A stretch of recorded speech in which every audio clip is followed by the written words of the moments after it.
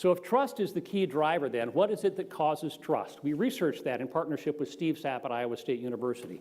We did a meta-analysis of 21 different pieces of research, and in each of those we identified the three drivers there on the screen. The first is the role of influential others, and that's two groups.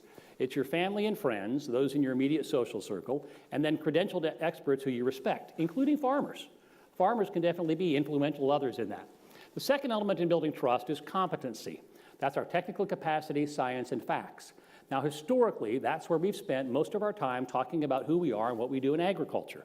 We've operated under the assumption that the public will be logical and rational, and they'll make fact-based choices and fact-based decisions. And if they haven't yet understood our side of the argument, it must mean we've not yet given them the right facts, so we'll go do some more research. And if they still don't understand our side of the argument, we'll go do some more research. And we repeat that cycle over and over and over again for decades, believing that there's some magical weight or some magical set of figures and facts that's going to drive their level of trust. The third element in building trust is confidence, or the perception of shared values and ethics. Can I count on you to do what's right? So once we'd identified those three drivers, we surveyed 6,000 consumers across the U.S. over 3 years, asking them questions about sustainability, on-farm animal care, food safety, et cetera. And what we found was that shared values, or confidence, is 3 to 5 times more important than demonstrating your technical competency in building trust. So we've had the historical communication equation exactly backward, because we've always led with the data. We assumed that people knew we shared their values, that we were committed to doing what's right, that we were going to do the right thing, and that was just, well, why would we have to even talk about that? Of course they know that. No, they don't. They don't know that today. The food system has changed. We've been conditioned to be skeptical about whether institutions are worthy of trust, and they have a greater level of interest and a greater level of skepticism than they've ever had before. But we've got a great tool, because there's not a group anywhere on the planet that has better values than farmers. And so you've got another asset there that you can leverage if we choose to do so, if we choose to engage in a fundamentally different way. Goes back to the old phrase from former US President Roosevelt when he said, "Nobody cares how much you know until they know how much you care." And that's really very true. Jack Bobo now works for Intrexon. He and I have been on several programs together, used to work for the State Department in the US, and I always want to attribute this to him because I like his quote so much. He said, you know, if people trust you, the science doesn't matter. And if people don't trust you, the science doesn't matter. The science only matters after you cross that trust threshold. It's not that we abandon science. I'm not suggesting that in any way. But you're not given permission to introduce it until you cross that shared values threshold. So when we talk about a sustainable balance, we use a triangle as illustration for that because of its straight structural integrity. And if we know that values are the foundation for building trust, they too have to become the foundation for this triangle. Can you authentically communicate a commitment to things like compassion, responsibility, respect, fairness, and truth? Anybody in this room who would not agree those values are valuable and important? Probably not. We have to have science. We have to have the objective, measurable, repeatable data to prove the claims we're making. At the end of the day, if you don't, you simply have an empty sack, right? You can't simply promise something and then not have the data to support it. And if you're not economically viable, you're not truly sustainable. But we tend to get the conversation here confused, because what we tend to do is we talk about science and economics. And when we do that, we increase people's knowledge, but we do very little to influence how they feel or what they believe. And people are much more likely to make decisions on how they feel and what they believe than on simply what they know. That's why our historical efforts to educate the public aren't successful, and they're not likely to be successful going forward. Very few people want to be educated. They really want to be engaged.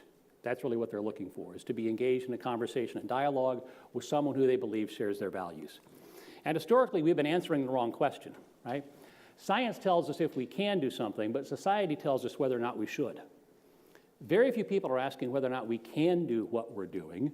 The dominant question today being asked by society is, should we be doing what we're doing? And that crosses all facets of agriculture. Because again, that's all about ethics. That's all about being ethically grounded. This is all about economics and being scientifically verified. And we know that being ethically grounded, having shared values, is 3 to 5 times more important than simply demonstrating our science through technical data or facts. This is about knowledge. That's about feelings and beliefs. So that's where we've gotten ourselves confused historically, is we've been answering the wrong question. We've been focused on data. What people really want to know is, do you still share my values? And can I count on you to do what's right? The great thing is, you don't have to be an expert. You don't have to be a technical expert. All you have to be is who you are. And that's a phenomenal tool. But let me talk about 3 things we need to stop doing first if we're going to be successful in looking at a different kind of strategy. First thing we've got to do is stop persuading, right? We've got to stop trying to win an argument and build trust and build support for who we are and what we do. We've got to stop correcting. Nobody wants to be correcting. Again, do you want to win an argument or do you want to win a friend? What's the point of this engagement? How do you decide to engage in this process? Because I can win, and I can leave that feeling really good, but you feel disenchanted and alienated and angry and frustrated about the last person you spoke to. So what's the benefit in that, except short-term gratification for me? And we've got to stop educating. Again, very few people want to be educated. They want to know more, but they want to know about what's important to them at the time it's important to them from a source that they trust. So it's not the 7 things I think you should know about me. So I could talk all day about Nebraska football. How many people here would be interested? Very few, right? So when you meet somebody on the street, here's the dozen things I'd like to share with you about sheep farming. Not if I'm not interested, thank you very much. I'd just as soon not be educated today if you don't mind. So we talk about a 3-step process to replace that. Listen, ask, share.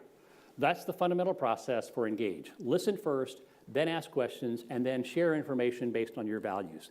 That's where you're given permission to engage. The first step, in my experience and my practice personally, is to listen without judgment. That's really hard. The decade I spent in the pork industry, I was pretty confident that anybody that came up and had a question was likely to attack us, and my defenses went up just immediately, right? I knew the data, I knew the facts, I could talk to them about where every pound of nitrogen, potassium, and phosphorus on the farm went. I knew about our cortisol scores, how we were treating the animals well. I could answer any question they had about facts, and that's how I was going to engage. But it was really hard to listen without judgment. Stephen Covey has this quote, "Most people do not listen with the intent to understand, they listen with the intent to reply." So first seek to understand, then to be understood. So you've got to understand the other person's perspective first. And when you're listening, what you're listening for is that shared value. Not the fact or the question that somebody is raising, but really that shared value that you're trying to get to. So when someone says, God, I almost threw up when I was watching those videos on the undercover, what I saw on 60 Minutes about the livestock being shipped. Oh, it was horrible. So you can immediately get defensive and start talking about that, or you can invite questions and say, that's really interesting. Tell me what was it about? Tell me about your experience with animals. Well, you know what? I really respect that, because as a farmer, it made me sick too. It made me sick to my stomach to see that, because I know that we treat our animals better than that. And to see them treated in that way was completely unacceptable. So now I've established that values-based connection rather than trying to defend and attack. Then you ask questions to invite dialogue. You try to get a little bit more information from them. You acknowledge, it shows that you heard the question or statement, and then you understand. You ask questions that show you're working to understand them better. And what you're listening for is, where's a shared value? Where can we find a place to make a connection? Oh, they're raising questions about the impact on the environment. They care about the environment. I care about the environment. Great place. We can make a connection. They're raising questions about animal treatment. They're concerned about animal well-being. I'm concerned about animal well-being. We can make a connection. So rather than listening to respond, you're listening to find that place of connection where you can begin to have that conversation and dialogue.